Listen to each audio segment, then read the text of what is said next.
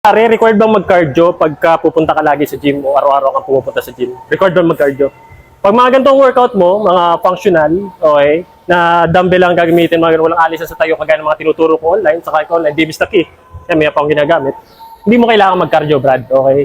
So, simulan mo ng limang devil press, okay? Meron siyang shoulder, legs, at saka may cardio na rin, okay? 5 devil press. 1, 2, 4, 5. Tapos, rekta, shoulder, press. Okay, 5. 1, 2, 3, 4, 5. Tapos, rekta, 10 push-up sa ibabaw ng dumbbell. 10. 1. Okay, nakakahingal siya. So, kahit hindi ka na mag-cardio, tinan mo naman yung hinga ko, Brad. Okay?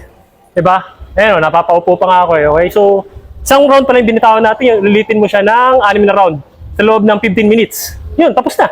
Diba? Kahit hindi ka na mag-cardio, hayop ka. Pak.